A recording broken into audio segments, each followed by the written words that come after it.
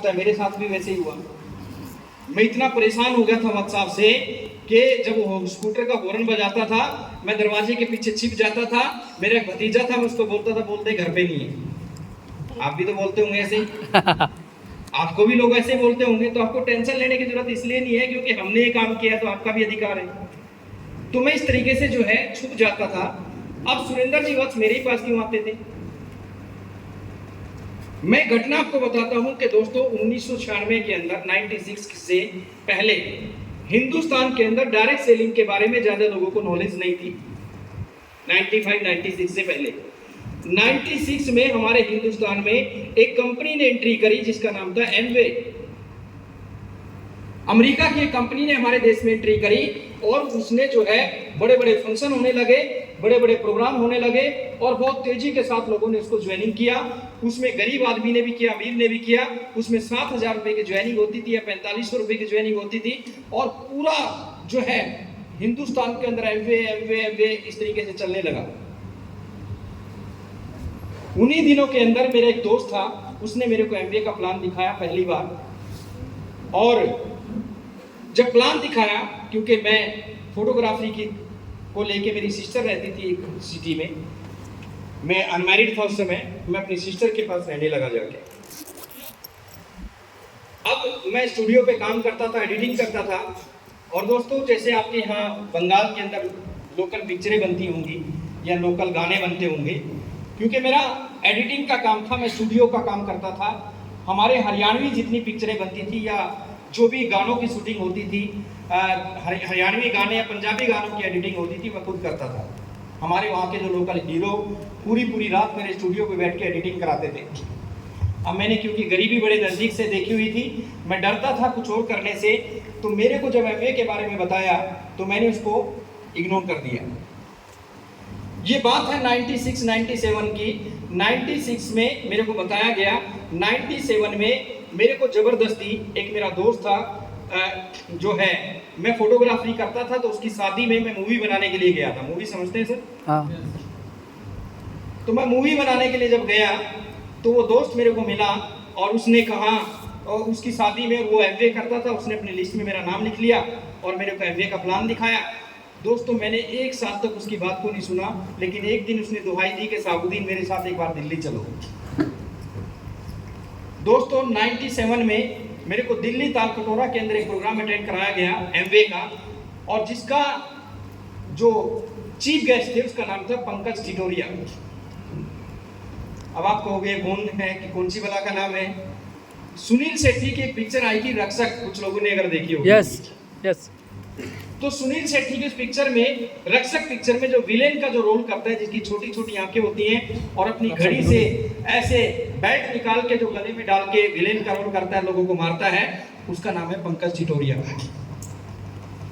उसने 97 में बताया कि आने वाला जो समय डायरेक्ट सेलिंग का, कब की बात कर रहा हूं, 96 की, कि आने वाले समय में भारत के अंदर डायरेक्ट सेलिंग का क्या फ्यूचर होगा, डायरेक्ट सेलिंग क्यों करना चाहिए, अमेरिका और विकसित कंट्रियों के अंदर इसका क्या, वो सारी पिक्चरें उसने दिखाई। तो मेरे दिमाग की घंटियां बजने लगी। एक बड़ा फंक्शन, आप दुनिया के कितने भी डायमंड को सुन लो, किसी भी कंपनी के, जो एथिकल नेटवर्क मार्केटिंग की बात कर रहा हूँ, स्कीमों की बात नहीं कर रहा हूँ, वो एक ही बात बोलते हैं कि हमारी जिंदगी को अगर किसी ने बदला है तो किसी बड़े फंक्शन ने बदला है।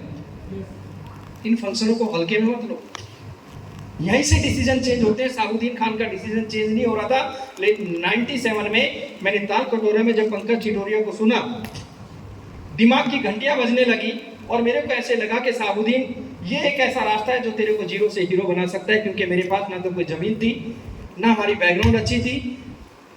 मेरी बैकग्राउंड क्या थी जानना चाहते हो आप लोग? यस।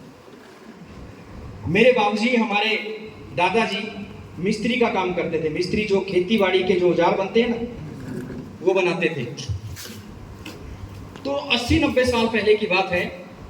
उस जमाने के अंदर पैदल के रास्ते हुआ करते थे, गाड़ियों की सुविधाएं। मैंने अपने दादाजी को नहीं देखा, मैं बात बता रहा हूँ, मैंने मेरे पापा से पूछा। तो हमारे गांव जो है पूरा ठाकुरों का गांव है, अच्छी जमीनें हैं, पैसा है। तो उन्होंने सोचा क्या हमें औजार बनाने के लिए खेती बाड़ी के हमें दूर जाना पड़ता है, क्यों ना एक मिस्त्री को लाके गांव में बसा दिया जाए। तो मेरे दादाजी को एक गांव से लाके, एक जहाँ पे रहते थे मेरे दादा, उनको लाके उस गांव में बसाया गया और पंचायत की जमीन में मेरे दादा को कहा कि यहाँ पे एक झोपड़ी डाल दो। मेरे दादाजी काम करते थे फसल के टाइम पे, 6 महीने काम करते थे। जब फसल आती थी तो मेरे दादाजी को अनाज मिलता था। हमारे खुद के अपने घर नहीं थे, हमारे खुद की अपनी जमीन नहीं थी। हम एक किराए के एक पंचायत की जमीन के अंदर हम लोग रहते थे। जब मेरी आंखें खुली तो ये जो घर देख रहे थे आप, इसमें झोपड़ी टाइप के, मेरे घर में गोबर का पोछा लगता था। खजूर एक पेड़ होता है, उसका हमारे घर में छत लगा हुआ था। तो वो चीज़, वो जिंदगी में मैंने वो चीज़ें देखी। ये हमारी बैकग्राउंड हुआ करती थी। तो मैं उसमें नहीं जाना चाहता, मैं वहीं पे लौटा के आपको लेके आना चाहता हूँ। तो 97 में घंटियां बजने लगी और उस प्रोग्राम के बाद मैंने नेटवर्क मार्केटिंग को स्टडी किया और एक जुनून सा दिमाग के ऊपर सवार हो गया। एक जुनून सा दिमाग के ऊपर सवार हो गया और मैं रात दिन जो है फील्ड में रहने लगा, एमवे के अंदर, नो आरसीएम। और दोस्तों मेरे पास कस्टमर दुकान पे आते, जब मैं नहीं होता था तो वापस चले जाते। धीरे धीरे के मेरा स्टूडियो क्लोज हो गया। मैं सिटी में रहता था सिस्टर के पास, मम्मी पापा गांव में रहते थे। मेरे पापा ने, मेरे को पता नहीं है कि कैसे कैसे करके बेचारे ने पैसे इकट्ठे करके मेरे को दिए थे कैमरा खरीदने के लिए। मेरे पापा को लोगों ने बोला, क्योंकि लोग टांग खींचने वाले ज्यादा होते हैं, कि मियाँ जी तुम्हारा लड़का उल्टे सीधे काम करता है, लोगों को मेंबर बनाने के काम करता है, वो तुम्हें मरवा देगा, इतने साल से तुम यहाँ पे हो, लोग तुम्हारे कपड़े फाड़ देंगे। मेरे पापा को नेगेटिव करते थे।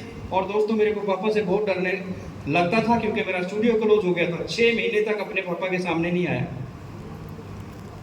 तो हमारे यहाँ एक रीत है, यहाँ पता नहीं है कि नहीं है, कि जब बच्चा बिगड़ जाए तो उसकी रजिस्ट्री करवा दो। जब बच्चा, समझ में आई होगी मेरी लैंग्वेज से, तो कोई दिक्कत नहीं है किसी को। नो रजिस्ट्री मतलब अगर बच्चा भटक रहा है तो उसकी शादी कर दो जल्दी से, जिम्मेदारियां पड़ेगी तो सुधर जाएगा। यस। तो आपने देखा होगा वीडियो के अंदर, बहुत कम उम्र में, मेरे ख्याल से 16 साल की मेरी उम्र थी उस समय पे, और मेरी शादी कर दी। और शादी होने के बाद एक जिम्मेदारी और, एक ऐश्वर्या राय घर में और आ गई। पहले ही दिक्कत हो रही थी दोस्तों, किराए के छोटे से मकान में रहता था और जिम्मेदारियां बहुत ज्यादा बढ़ चुकी थी। अब मैं क्यों आरसीएम को नहीं करना चाहता था, इस बात पे आपको लेके आना चाहता हूँ।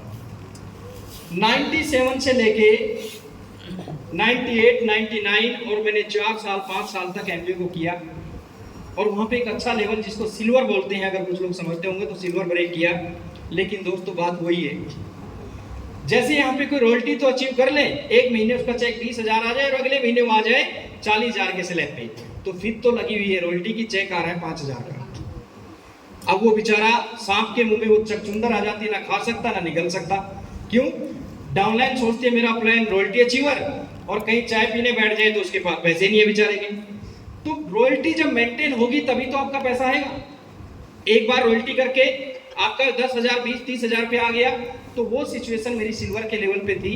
और दोस्तों एक दिन मेरे एक दोस्त कानपुर में, जिसका नाम था शाहिद अली, ये बहुत कुछ चीजें आपको इसलिए समझाना चाह रहा हूँ ताकि आप भटको ना। Yes. मेरा एक दोस्त था जिसका नाम था शाहिद अली, सॉफ्टवेयर इंजीनियर था। वो हमेशा मेरे को कानपुर बुलाता कि साबुद्दीन एमबीए की मीटिंग आ जा। तो मैं सोचता था कि यार ये जुड़ जाएगा तो मजा आ जाएगा, जैसे हम सब लोग सोचते हैं कि यार ये जुड़ जाएगा तो मजा आ जाएगा। लेकिन कभी भी वो मेरे को कानपुर जब बुलाता था ना, तो मीटिंग में जाता था और बोलता था साबुद्दीन तू इसमें कामयाब नहीं हो सकता। मैं उसको बड़ा डांटता था कि यार मैं 1-1 रुपए का इंतजाम करके, किराया भाड़ा मेरे पास नहीं होता, मैं बड़ी मुश्किल से करता हूँ, और तू मेरे को बुला लेता तो इसको ज्वाइनिंग नहीं करता। अब यहाँ से बात समझने की आज जरूरत है आप लोगों को। उसने, उसके पापा अमेरिका के अंदर रहते थे उस जमाने में, उसने अपने पापा को फोन लगाया और बोला कि पापा यहाँ पे एमवे नाम की कोई कंपनी चल रही है क्या? उसने कहा हाँ, यहाँ तो ब्रेड से लेकर और ताज़ी सब्जियाँ तक भी एमवे के थ्रू मिलती है। तो उसने बोला कि पापा यहाँ पे एमवे की ज्वाइनिंग कितने में होती है? उसने कहा $100 से। कितने से? $100 से। उसने पूछा कि यहाँ पे एमवे का एक पेस्ट आता था जिसको ग्लिस्टर बोलते थे, मैं किसी कंपनी की बुराई नहीं कर रहा हूँ, नो डाउट उसके प्रोडक्ट बहुत अच्छे थे दोस्तों। उसका ग्लिस्टर जो पेस्ट था वो एक $100 का, उस समय पे 90 या 100 रुपये का मिलता था, लेकिन अमेरिका के अंदर वही ग्लिस्टर $2 का मिलता था।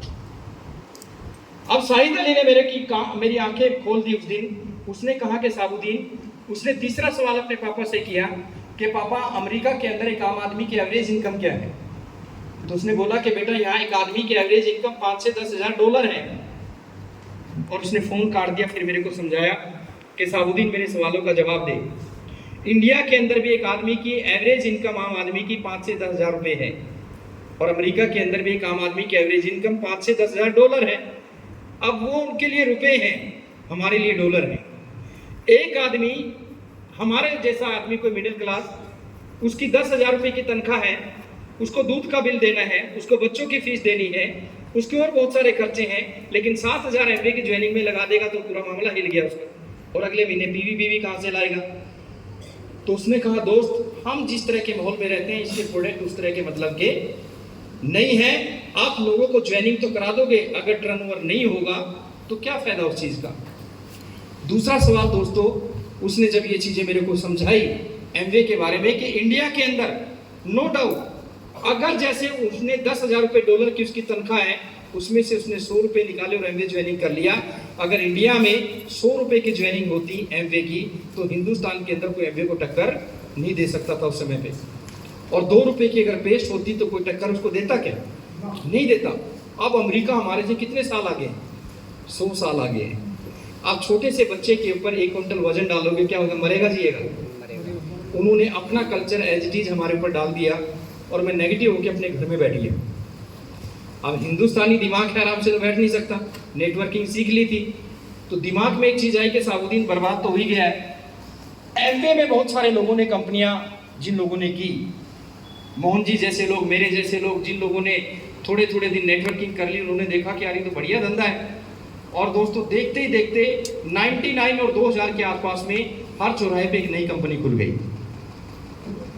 ऐसी ऐसी कंपनियां खुल गई दोस्तों कि 4 लोग इकट्ठे हुए, चकाचौंध दिखाई, ऑफिस किराए पे लिया, बढ़िया कुर्सी रखी, 2-4 लड़कियां वहां पे बिठा दी और जो है बड़ी बड़ी बातें और दिखावा सब कुछ करके, और 4 दिन में कोई डबल करने के नाम पे लेके आए कि तुम 1 लाख दो, हम तुम्हें डबल करके दे देंगे। और हिंदुस्तानी आदमी क्या चाहता है कि पैसा जितना मर्जी लग जाए, काम ना करना पड़े, काम ना करना पड़े। दोस्तों हिंदुस्तान के अंदर आज मैं आपको एक चीज बताऊं, ऐसी ऐसी कंपनियां मार्केट के अंदर आई। उस समय भीलवाड़ा से जब आरसीएम चल रहा था, उस जमाने के अंदर हमने देखा कि इतनी कंपनियां मार्केट के अंदर के हर आदमी कंपनी खोल के बैठ गया। भीलवाड़ा से कंपनी चली और उसका नाम था एसओबीएम के नाम से कंपनी चलाई कि हम 1 लाख से पैसा देंगे। क्या देंगे? 1 लाख से पैसा देंगे। और फिर दूसरे थोड़े दिनों के बाद एक कंपनी चली स्टारनेट के नाम से, उन्होंने कहा क्या है आरसीएम में कुछ नहीं है, हम तुम्हें 6 महीने में करोड़पति बना देंगे। तो मैंने कहा भाई तू भी बता तेरा प्लान क्या है। तो उसने प्लान बताया कि सर हम 7,000 में ज्वाइनिंग करते हैं और 7,000 में आपको एक बकरी देते हैं। क्या देते हैं? एक बकरी देते हैं। मैंने कहा ठीक है, 7,000 दे दिया, मेरे को बकरी मिल गई, तो मैं करोड़पति कैसे बन गया? उसने कहा सुनो तो सर, आपने गोले बनाने शुरू किए कि बकरी हर 6 महीने में 2 बच्चे देती है। अब फिर उसके बच्चे अगले 6 महीने में तैयार हो जाएंगे, उसके 2 और उसके 2, मुंगेरी लाल के हसीन सपने। और पूरा एक रेवड़ बना के दिखाते थे बाकायदा 7,000 में। थोड़े दिन के बाद उनके भी बाप आए मार्केट में, पता क्या बोलने लगे? अरे खान बकरी वाले तो 1 साल में करोड़पति बनाते हैं, हम तो तुम्हें 6 महीने में बना रहे। मैंने तू कैसे? बोले सर हम सुअर पालते हैं। तो मैंने कहा सुअर से कैसे करोड़पति? बोले सर बकरी तो 2 बच्चे देती है, सुअर तो 12 बच्चे देता है, पता नहीं 6 बच्चे देता है। और हम आपको रातों रात करोड़पति बना देंगे, इसके 2 और उसके 2। थोड़े दिन के बाद लोगों ने खूब पैसा लगाया। आप भले ही इसको मजाक में ले रहे हो, बहुत पैसा लोगों ने करोड़ों लगाया। और जब लाके देखा भीलवाड़ा में, ना तो सूरों का पता था, ना उन सूरों का पता था, ना उन सूअर पालने वालों का पता था, ना उन सूरों का पता था। वहां पे कुछ नहीं था और लोग एक दूसरे का गला पकड़ के खींच रहे थे। अब इसका ताजा उदाहरण मैं अगर आपको दूं, आज के टाइम पे मार्केट के अंदर क्रिप्टो के नाम से लोगों को इतना लूटा जा रहा है। यस, क्रिप्टो करेंसी के नाम से मैंने ऐसे लोग भी, ऐसे सीधे साधे लोग बेचारे मिलते हैं जिन्होंने अपने पशुओं को बेच के, जिन्होंने अपनी गाय भैंस को बेच के पैसा जो है क्रिप्टो के अंदर लगा दिया। यस, मैंने उनसे पूछा कि क्रिप्टो क्या है? बोला जी पता नहीं, उसने 10 लगाए थे, उसको 20 मिल गई। सर क्रिप्टो क्या है? आप नक्सलवादी है नहीं? यस, एक पतंग उड़ रहा है, पतंग, एक पतंग उड़ रहा है आसमान में। और हम सब लोग उसको देख रहे हैं, सिल्लीगुड़ी वाले भी देख रहे हैं, नक्सलवाड़ी वाले भी देख रहे हैं, और सब बोली लगा रहे हैं कि पतंग इतना ऊपर जाएगा या इतना नीचे आएगा। तो कोई 10,000 की बोली लगा रहा है, कोई 1 लाख की, कोई 2 लाख की, लेकिन पता किसी को नहीं है कि ये पतंग, इसकी डोर किसके हाथ में है, इसकी डोर किसके हाथ में है। Right right. जिस दिन वो धागा टूटेगा ना दोस्तों, वो पतंग कहाँ गिरेगा जाके किसी को पता नहीं है। Yes. इतना जरूर पता है कि मैंने अगर किसी के 1 लाख लगाए हैं तो मेरा गला जरूर पकड़ेगा आगे। हर रोज आप अखबारों में देख रहे हो कि फलानी कंपनी Right. 1000 करोड़ रुपए लेके भाग गई, इतना लेके भाग गई, लेकिन हिंदुस्तानी लोग भी ढेठ हैं, बोला जितना जा रहा है कोई बात नहीं, काम ना करना, पर पैसा जितना मर्जी डूब जाए। तो दोस्तों इस तरह की कंपनियों में साबुद्दीन खान ने भी सोचा मैं वहीं पे लेके आता हूँ वापस में, क्योंकि मैं आसिफ को क्यों नहीं करना चाहता था।